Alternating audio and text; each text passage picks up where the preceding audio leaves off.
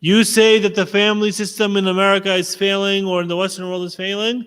Well, look at this perfect family. Look at them, how they treat each other. Look at how they address each other. Look at the fiqh aspects of it. Look at the legal aspects of it. Look at the ethical aspects of it.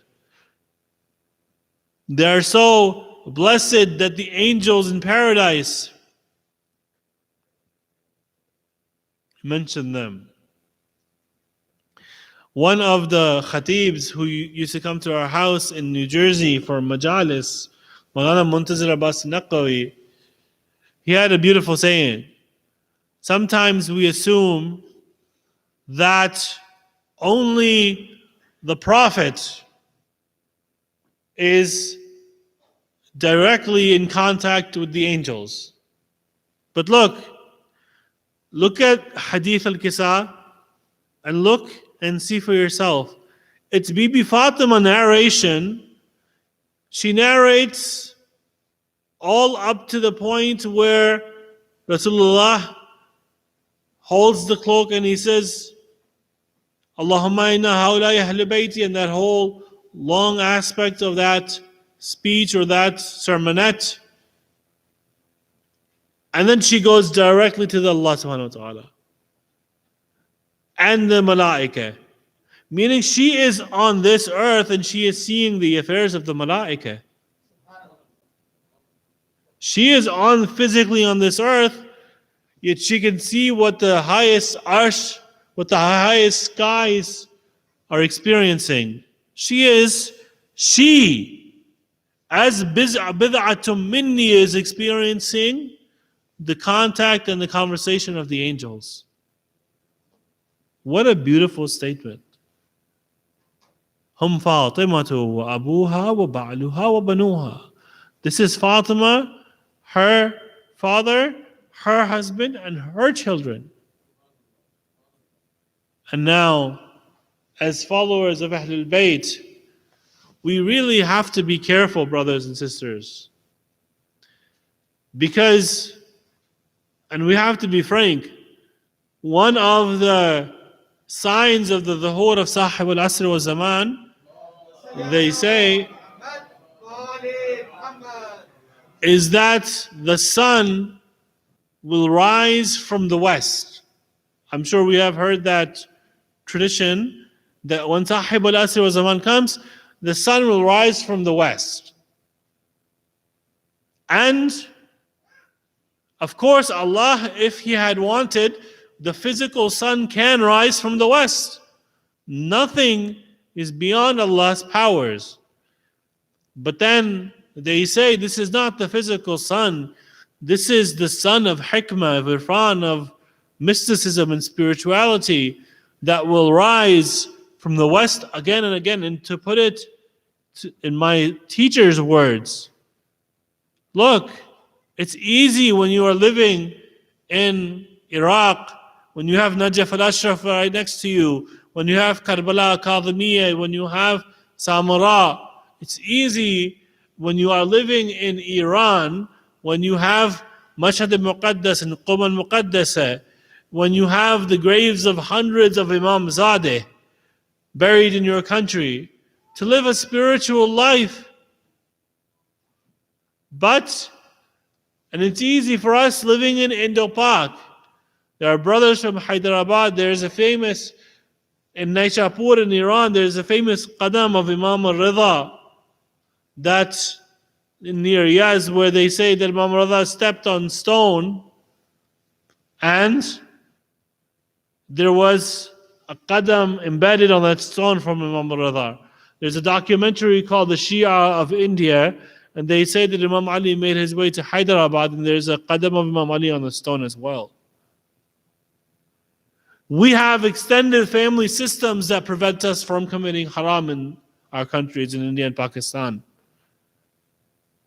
The Afghani brothers and sisters, they've gone through so many trials and tribulations, and it is in their blood, following the marja'iyya to the highest extent is in their blood, and they know that it's their salvation. And of course, we do follow the marja'iyya, but there are hundreds of thousands of miles away. Here we don't have much. But my teacher, Ayatollah Sajidi, he used to say that because we do not have much and the trial here and the test here is harder, the reward is greater. The hasanat that you get from this living spiritually, even just basic praying 5 times a day, you get more blessing than even the biggest arif in the Eastern tradition, because your test is harder. And Allah rewards you according to the difficulty of your test as well. Of course, it's your intention and your niyyah and your irada and how you actually go about doing your actions, yes. But just the fact that the test is harder means the reward is bigger. The reward is infinitely bigger here. Therefore, let us make the promise that we avoid sin and haram and gунah. Let us make the promise of allegiance to Ahlul Bayt alayhi salatu wassalam. And let us make a promise more specifically even, that we be true soldiers and workers of the Hussein of our time, Imam Sahib al-Asr wa Zaman.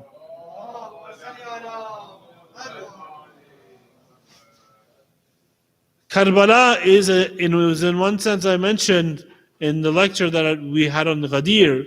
Ghadir is a junction point. Karbala is a junction point for all the horrors that come up during and after Karbala. There was one man, I believe the name is Abdullah ibn al-Hur al-Ju'fi. He was traveling not with the Imam, but a little bit behind the Imam. He didn't want to meet the Imam because he knew what was going to happen in Karbala. And if he had met the Imam and the Imam wanted him to join his army and he said no, and he knew everybody that was going to fight with the Imam was going to become shaheed, he would be bound to hell. It turns out Imam did invite him. Imam did say, come join my army, I want you in my army. You know what he said? Imam, here is my horse and here's my sword. Go take those for me. I'm not going to join you. Imam Hussein said, I don't want your sword. I don't want your horse. And ride on this horse as fast as you can away from Karbala, because on the night of Sham Ghariba, if you hear the crying and the wailing of my Ahlul Bayt, you will be granted nothing but hell. That is one stance. The other stance is of the people of Kufa, which is not something that's positive either. And I'm going to go back to this in the Musibah. When Imam Hussein receives dozens and dozens of letters saying, Yabna Rasulullah, Kufa is ripe for revolution. We want you to come here. We are tired of the injustices of the tyrant. Come save us. So Imam Hussein sends his representative, Muslim ibn Aqil, to judge the situation in Kufa. And he has majority, a good number of people do bay'ah of Imam al-Hussein, and they join Muslim forces. And they go back. We don't want to be the people who go back on their promise. Because when the Hussein of the time comes back, we want to be there saying, Labbaika ya Mahdi.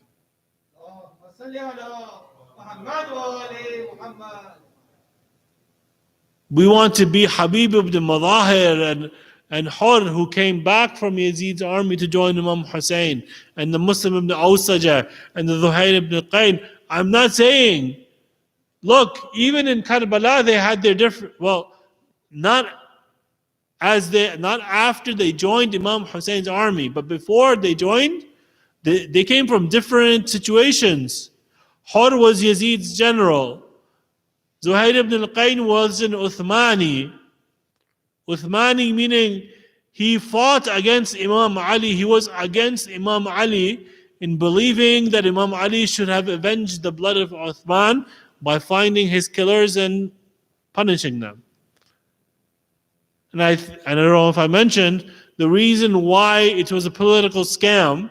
Those who had killed Uthman had wanted to take the banner of avenging Uthman's death so that they could go against Imam Ali. They knew Imam Ali was not going to fight them.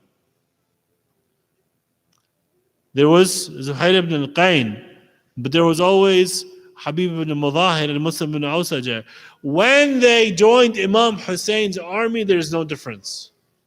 So today, let us make the promise, I will not sin. Because sin is that thing that drives you away from Allah subhanahu wa ta'ala. Sin is that thing, that action that drives you away from the love and the mercy of God. It's not about sin, it's about the driving yourself away from God. And really, why would anybody draw themselves away from a being who is infinitely love, infinite mercy, infinite justice, infinite compassion, infinite care?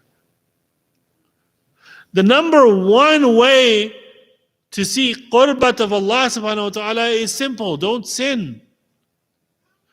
The number two way, if I have committed a sin, is to turn back to Allah subhanahu wa ta'ala right away. And I don't just mean fiqhi gunah. If I have an ethical fallacy, if I have an ethical sin, if I am a husband and I am disrespectful to my wife, or if I am a wife and I yell at my children, if I am a child and I disobey my parents,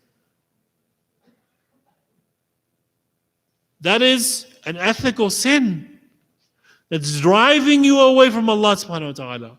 The first thing you do when you recognize that you've committed haram is to turn back to Allah subhanahu wa ta'ala right away. In English, they would say cold turkey. Right? When they have those Nicorette commercials, they say quick cold turkey. It's hard. But the first thing is don't sin. Number two is if you have sinned, go to Allah right away. And number three is the 12-step programming of sin. Kind of like the AA of sinning, right? 12-step, 12-week. It takes time. If I have committed a certain haram act for years or decades, sometimes that haram act becomes second nature. And I believe the tradition of the Imams is habit becomes second nature of man.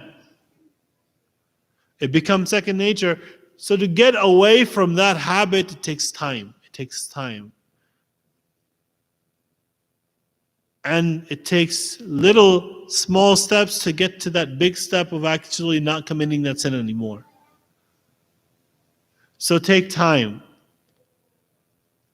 But remember, even when you commit the most heinous crime, Allah subhanahu wa ta'ala is oft merciful. Allah is always forgiving. And He is all mercy. He's more mercy than any human being can ever imagine. I was in Jummah in New Jersey once, in Mahfil Shah Khurasan, and the Maulana, he mentioned, I believe it was a Jummah khutbah, that God is more mercy than even the prophets can imagine. Imagine this situation. Somebody comes up to the Prophet, Ya Rasulullah, I have committed such a big sin. I know that even you won't forgive me and God won't forgive me. And he said, God will forgive you. God is all merciful. If I tell you that sin, Ya Rasulullah, no, God will never forgive me, and I will be so ashamed, and you will never forgive me. He said, what is the sin? He says, when they bury the dead body in the middle of the night, I go into the graveyard, I exhume the body, and I molest the body, to put it properly. And Rasulullah says, you're right. I cannot forgive you. He goes back, that man, he feels remorse, and he says, what a big sinner I am that even Rasulullah won't forgive you. The message comes from Jibreel. Rasulullah bring him back, say Allah has forgiven him. Even that sin, Allah forgives. And even that small act of repentance can become so big that it makes somebody become the biggest muttaqi of his time. This is a story from Sayyid Ali Qadi Tabatabai, who was one of the highest ranking mystics. Sayyid Ali Qadi, he was a teacher of Allama Tabatabai, Ayatollah Jawadi Amli, Ayatollah Bahajjat, Ayatollah Hassan Zadeh Amli. The story is that when he was alive, somebody used to come to him, and this person was a womanizer, he was a gambler, he was a drunk, he did all types of haram. People would come to Sayyid Ali Qadi, this Marja Taqlid, saying, why are you hanging out with this guy? It's below you. He says, don't worry, I know about him what you don't know. He was the highest ranking arif of our time. And then Sayyid Ali Qadi says, I will tell you one thing, if you do it for me once, everything will be forgiven. He says, recite the Namaz. He says, Ya Syed, I'm a drunk, I'm a womanizer, I'm a gambler, you want me to recite the Namaz? He promises Sayyid Ali Qadi that he'll do it. So he didn't know how to do wudu. He looked up how to do wudu, got taught that. He looked up how to pray Namaz. At the end of the life, he was 60 when he started praying Namaz. He became such a muttaqi that he became known as a wali of Allah subhanahu wa ta'ala. That's the revolution that we're talking about. Recite salawat, please.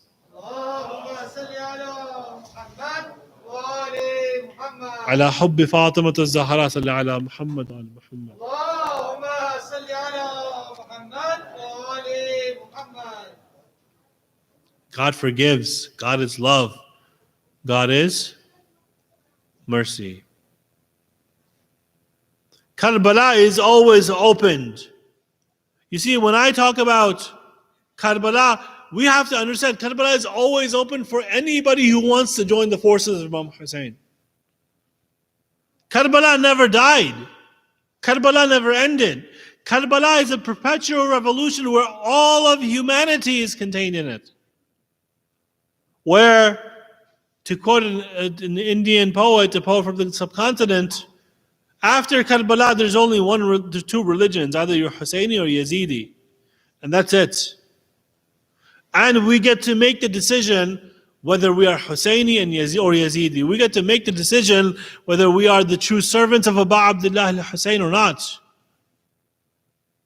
When I say that the people of Kufa, they went back on their promise to Imam Hussein, Habib ibn Madahir is Kufan. Muslim ibn Awsaj is from Kufa. More than half of the army of Aba Abdullah al-Hussein, when Karbala happened, Imam Hussein had his men, and they say on the day of Ashura, out of the 72 or more in some rawayat, around 30 people left Yazid's camp. We only talk about 130 people left Yazid's camp to join Imam Hussein. They were Kufan. So we can make that decision. We can make that pledge. And of course, today we talk about that gharib, that madloom, who had no family members with him in Kufa, except his 2 children who became orphaned. When Imam Hussein had decided to leave Mecca for Yazid had sent assassins to kill him in the Haram, he made an intention to go to Kufa. That was because they had written dozens and dozens of letters to Imam Hussein alayhi salam, saying, "Oh Hussein, oh Abu Abdullah, come help us. We are ready to serve you. The seeds of revolution in Kufa are ripe. The people of Kufa want to fight for you. They say that Imam Hussein sent his cousin, his brother, his cousin Muslim ibn Aqil, to survey the situation in Kufa." You know what happened to Muslim? Muslim ibn Aqil goes to Kufa, he surveys the situation, he writes to the Imam, he says, X number of people have done bay'ah in front of me for you, O Imam. The seeds are ripe, the letters are true. Please come and help these people of Kufa. Please come and help the people of Kufa. Imam Hussein makes the intention. You know what happens? When Yazid's governor finds out that Muslim ibn Aqil is in Kufa and then Imam Hussein is coming, Yazid, la'anatullahi alayhi, may Allah's curse be on that Yazid. He sends Ubaidullah ibn Ziyad to be the new governor in Kufa. Ubaidullah ibn Ziyad, Muslim ibn Awsaja was reciting Salat in Masjid al-Kufa and it was filled with people. Ubaidullah ibn Ziyad comes, he comes with a veil, he comes with a niqab, a mask on his face. People think that Abu Abdullah al-Hussein has come. People think that Abu Abdullah al-Hussein has joined them. They think that it is Imam al-Hussein. Ubaidullah ibn Ziyad, he takes advantage of this situation. He rides throughout the city of Kufa, pretending to be Abu Abdullah al-Hussein, face covered. And you know what? When he unveiled his face, they say that Muslim had all of the those who did bay'ah for him praying behind him. When he finished his prayer, only a handful of people were left. That was because Ubaidullah ibn Ziyad had come and he wanted to strike fear into the hearts of the Kufans. Slowly and steadily, he convinced the mothers, the wives, and the children, and the daughters that they should not let their husbands or their brothers or their sons go. Why? He would tell them Yazid is bringing a large, massive army, and anybody who joins Hussein, he's going to kill them. There's going to be nobody left in Hussein's army. And the mothers would say, I do not want to lose you, my son. I will not let you go. The wives would say, I will never be a widow. I don't want to lose my husband.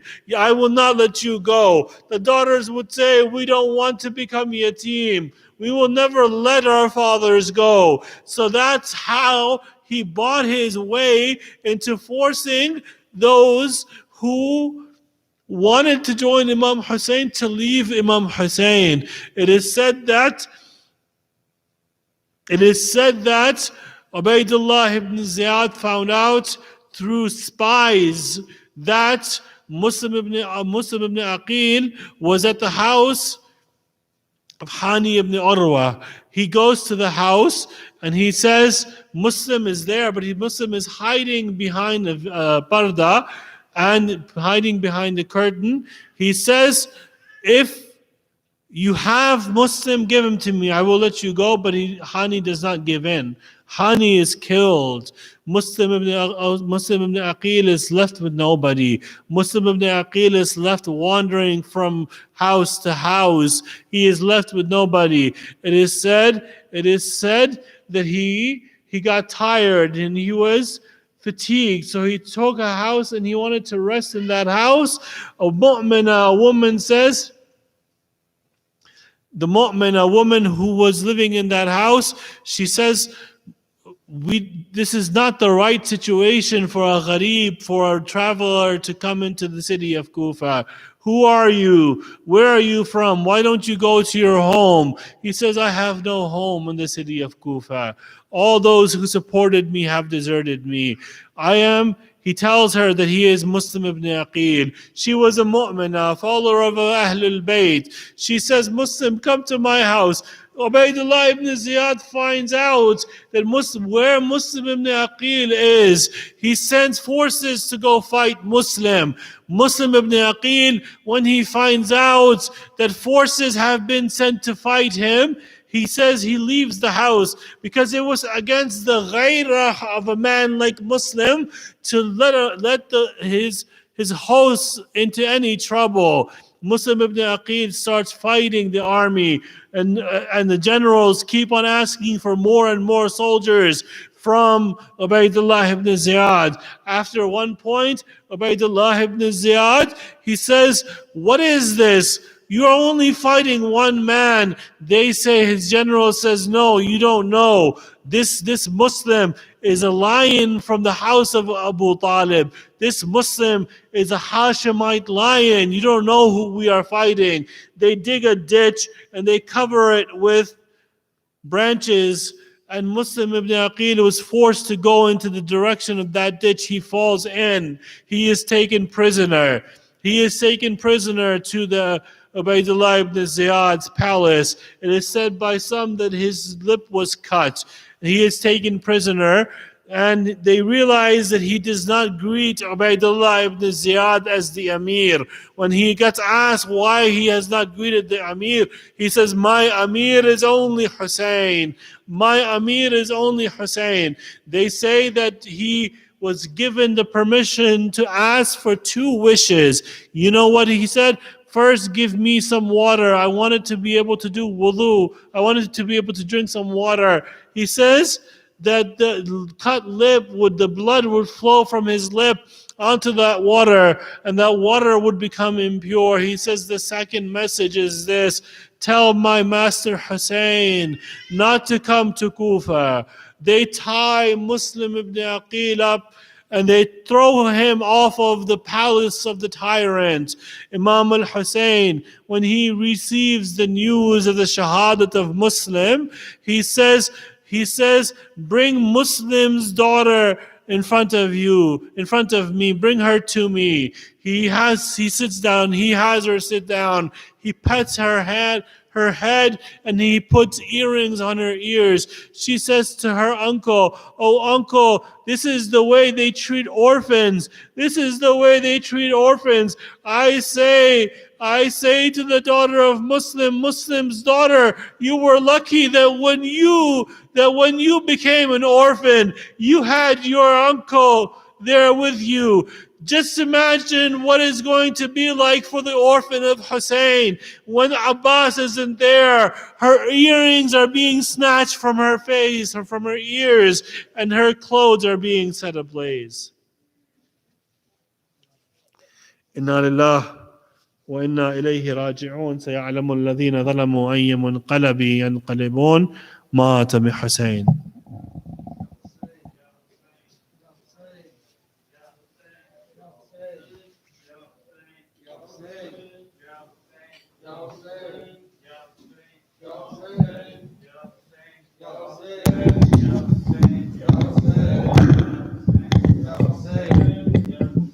Ya Hussein, Ya Hussein, Ya Hussein, Ya Hussein, Ya Hussein. आई हातिफ की आवाज शे को, आई हातिफ की आवाज शे को, उतरो शबीर ये करबला है। आई हातिफ की आवाज शे को, उतरो शबीर ये करबला है। बस कदम अब ना आगे बढ़ाओ, बस कदम अब ना आगे बढ़ाओ, उतरो शबीर ये करबला है। अब सफर खत्म है इब्ने ज़हरा, लबे दरिया करो खैमा बरपा। अब सफर खत्म है इब्ने ज़हरा, लबे दरिया करो खैमा बरपा। हश्र तक है यहीं तुमको रहना, हश्र तक है यहीं तुमको रहना। उतरो शबीर ये करबला, यही 9 रोज मेहमान रहोगे, खाने पीने की इजाज़त होगे। भूखे प्यासे यही कत्ल होंगे, भूखे प्यासे यही कत्ल होंगे। उतरो शबीर ये करबला, मरते दम ना पानी मिलेगा, प्यासी गर्दन पकन चर चलेगा। सर चढ़ेगा सीना पर तुम्हारा, सर चढ़ेगा सीना पर तुम्हारा। उतरो शबीर ये करबला, लाश 40 दिन तक तुम्हारी इसी जंगल में उड़िया रहेगी। रोने वाला भी हो गाना कोई, रोने वाला भी हो गाना कोई। उतरो शबीर ये करबला है, खाएगी जब सकी ना तमाचे, यहीं तड़पेगा लाशा तुम्हारा। खाएगी जब सकी ना तमाचे, यहीं तड़पेगा लाशा तुम्हारा। शिमर देगा यहीं उसको ईज़ा, शिमर देगा यहीं उसको ईज़ा। उतरो शबीर ये करबला, राहवार अपना सर वरने रोका, उतरे बाखिर वहीं शाहे वाला। राहवार अपना सर वरने रोका, उतरे बाखिर वहीं शाहे वाला। हातिफे गैब जिस दम पुकारा, हातिफे गैब जिस दम पुकारा। उतरो शबीर ये करबला है। या हुसैन,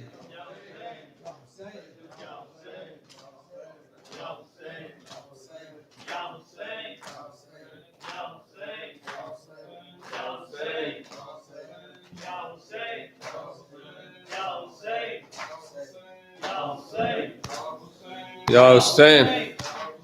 तुझे झूला झुलाऊं मैं, तुझे झूला झुलाऊं, तुझे झूला झुलाऊं मैं, तुझे झूला झुलाऊं। मैं ख्वाब में असगर तुझे, मैं ख्वाब में असगर तुझे लोरी भी सुनाऊं। तुझे झूला झुलाऊं मैं, तुझे झूला झुलाऊं, तुझे झूला मैं, तुझे कोई मुझे बतलाता नहीं तेरी निशानी, कोई मुझे बतलाता नहीं तेरी निशानी। बरसात में तीरों की, बरसात में तीरों की कहाँ ढूंढने जाऊं। तुझे झूला झुलाऊं मैं, तुझे झूला झुलाऊं, तुझे झूला झूलाऊं मैं तुझे, इस तरह कोई रूठ के माँ से नहीं जाता, इस तरह कोई रूठ के माँ से नहीं जाता।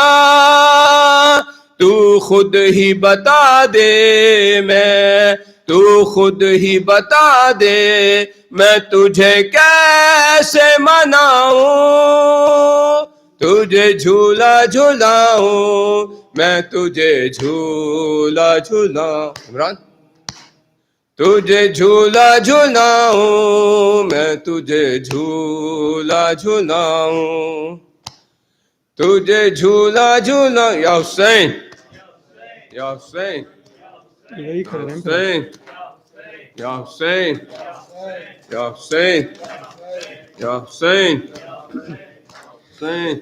मेरा शहर वाला अकबर, मेरा शहर वाला अकबर, जख्म दिल के दिखाऊं मैं कैसे, जख्म दिल के दिखाऊं मैं कैसे, तेरा लाशा उठाऊं मैं कैसे अकबर, मेरा शहर वाला अकबर, अकबर मेरा शहर वाला अकबर। लाश अकबर पेशा जब पहुंचे, दिल को हाथों से थाम कर बोले, तेरी फुरकत में अली अकबर, आग दिल में मेरे लगा दी है, आग दिल की बुझाऊं मैं कैसे,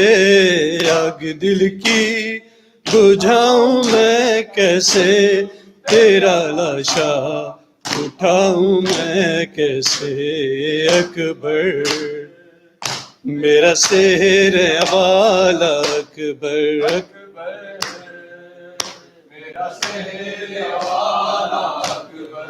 तू है कड़ियल जवान है बेटा, बाप तेरा ज़ईफ है कितना, नूर आँखों का हो गया रुखसत, तुझको आता नहीं नजर खेमा, लेके खेमों में जाऊं मैं कैसे, लेके खेमों में जाऊं मैं कैसे, तेरा लाशा उठाऊं मैं कैसे अकबर, मेरा शहर वाला अकबर, अकबर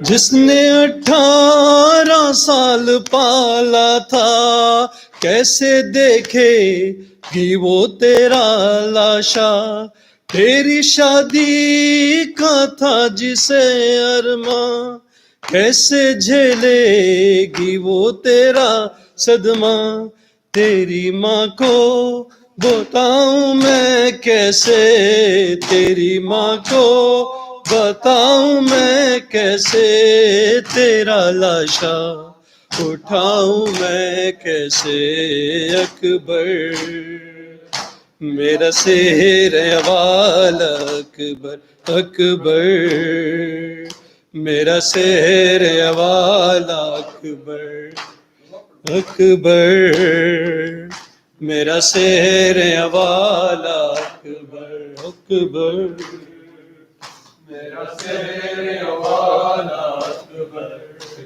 या हुसैन, या हुसैन, या हुसैन, या हुसैन, या हुसैन, या हुसैन, या हुसैन, या हुसैन, या हुसैन, या हुसैन, या हुसैन, या हुसैन, या हुसैन, या हुसैन, शाह हुसैन, शाह हुसैन, शाह हुसैन।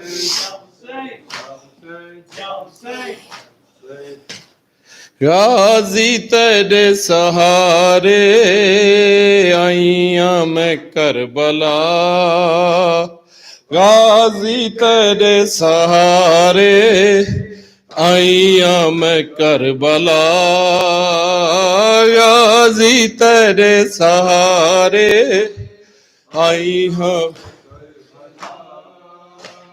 गाजी तेरे सहारे आईया मैं करबला गाजी आई मैं बेरी दा वीर ते बाजार हिन कुजा ज़ैनब कुजा वीर ते बाजार हिन कुजा गाजी सहारे आईया मैं करबला गाजी तेरे सहारे आई हाँ गाजी तेरे सहारे आई हाँ मैं करबल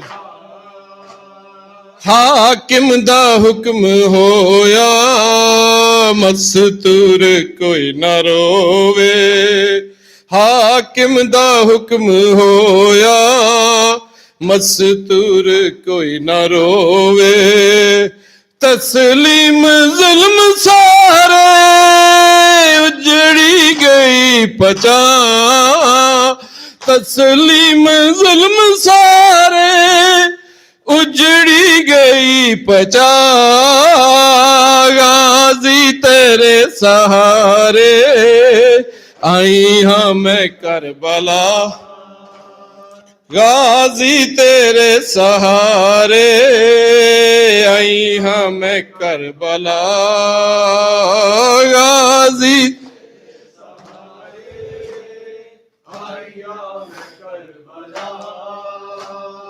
बेकफनी है तू साडी भुल सी न हशर ताई बेकफनी है तू साडी भुल सी न हशर ताई मैं कुता मान हाँ जो 18 हिन भिरा मैं कुता मान हाँ जो 18 हिन भिरा गाजी तेरे सहारे आई हाँ मैं करबला गाजी आई हाँ मैं करबला गाजी तेरे सहारे आई हम ज़ैनब को जावे वीर ते बाजार हिन को जा ज़ैनब को जावे वीर ते बाजार हिन को जा गाजी तेरे सहारे आई हाँ गाजी तेरे सहारे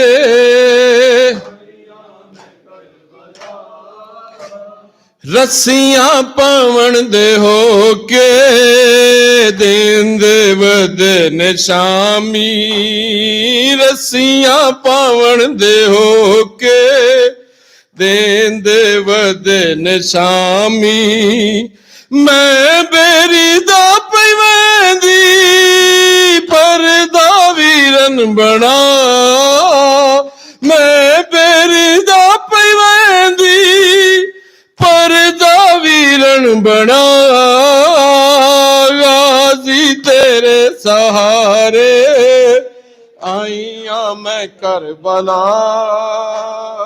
गाजी तेरे सहारे आईया मैं Karbala Hussain Hussain Hussain Hussain Hussain Hussain Hussain Hussain Hussain Hussain Hussain Hussain Hussain Hussain Hussain Ayyabas Ayyabas Ayyabas Ayyabas Ayyabas Ayyabas Ayyabas Ayyabas Ayyabas Ayyabas Ayyabas Ayyabas Ayyabas Ayyabas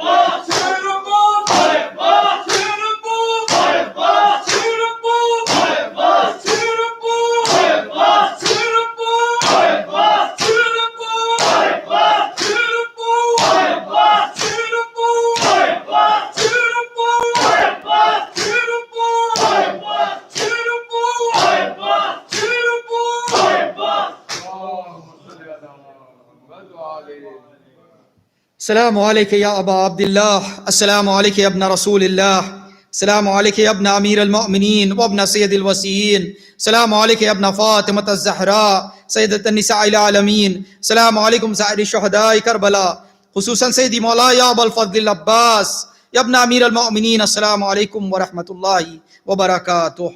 السلام عليك يا غريب الغرباء، السلام عليك يا معين الضعفاء والفقراء، السلام عليك يا سلطان يا أبا الحسن يا علي بن موسى أيها الرضا. السلام عليكم ورحمة الله وبركاته. السلام عليك يا صاحب الأسر والزمان، السلام عليك يا شريك القرآن، السلام عليك يا إمام الإنس والجان. عجل الله تعالى فرجك وسهل الله تعالى مخرجك وظهورك. السلام عليك وعلى آبائك الطيبين الطاهرين. السلام عليكم ورحمة الله وبركاته. اللهم صل على